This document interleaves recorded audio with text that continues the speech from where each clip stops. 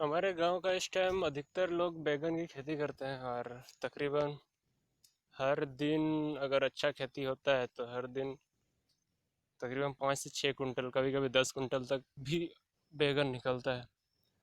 जो लोकल हाट हटिया में बेचने के लिए लोग जाते हैं और बेच के आते हैं।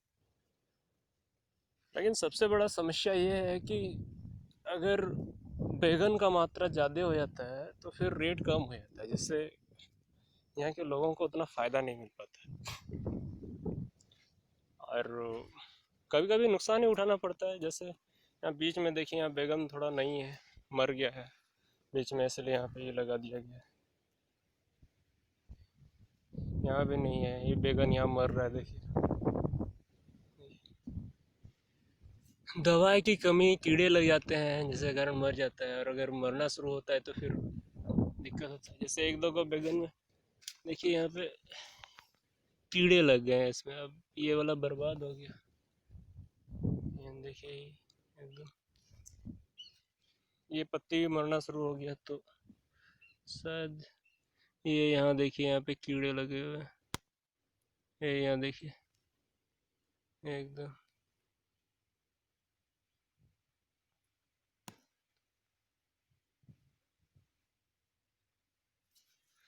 यहाँ छेद हो गया है, एकदम बीच में कीड़े से घुस जाते हैं ये।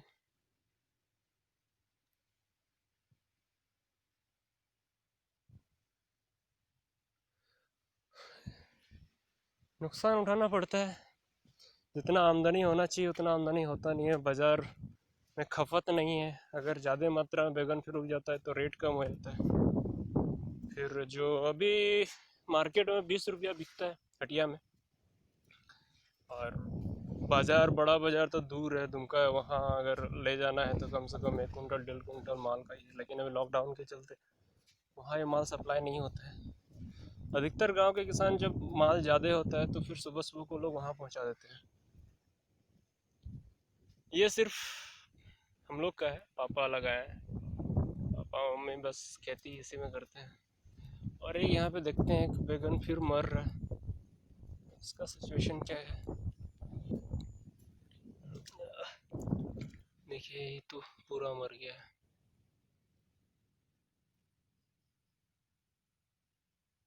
बैगन का सबसे बड़ा समस्या यही होता है कि मरने लगता है। अगर मरना शुरू हो जाता है तो फिर दवाई का भी असर नहीं होता है।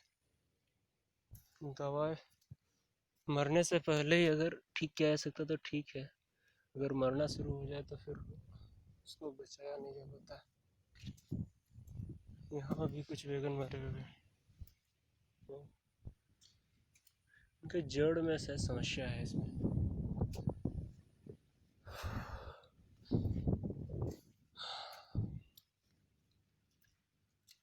बैगन के बाद फिर मूली, टमाटर, ये सब का सीजन आता है। अभी लगाया हुआ है, कल को कुछ थोड़ा सा लगाए। ये बगल वाला जो जमीन है, इसमें गांव के दूसरे लोग लगाए हैं कुछ फसल सब।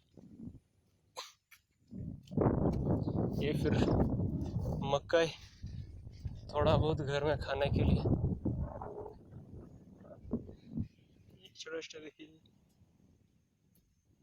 जस्ट उग रहे हैं अभी।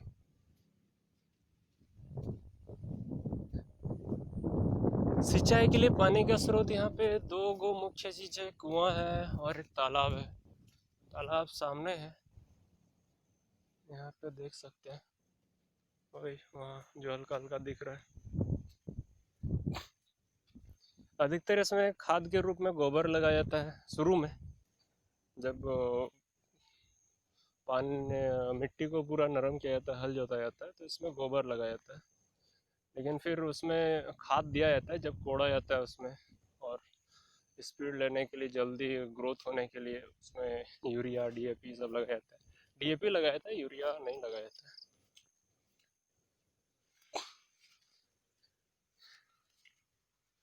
ये वाला का, ये ये जो है, इससे हम लोग धागा बनाते हैं, जिससे रस्सी बनता है। इसका उत्पादन सिर्फ गांव इलाका इधर बहुत कम होता है। इधर सिर्फ अपने घर के लिए रस्सी जो उपयोगी में लाया जाता है बस उसी के लिए किया जाता है। और ये कोई नुकसानदायक नहीं है। जैसे ये प्लास्टिक वाला रस्सी सब वो हमेशा के लिए रह जाता है, कहीं अगर दफना दिया जाए तो फिर ख़त्म नहीं होता है, लेकिन ये रहता है। हाँ, पापा कुछ टमाटर फिर से लगाए हैं। इसका फिर यहाँ से उठा के फिर ज़मीन में लगा देना होता है। ये वाला टमाटर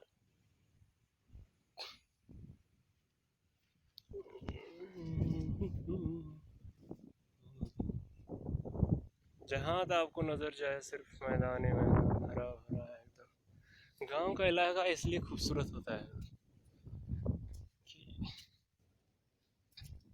आपको कोई शोर शराबा नहीं, कोई धुआं नहीं, कोई गंध नहीं, बस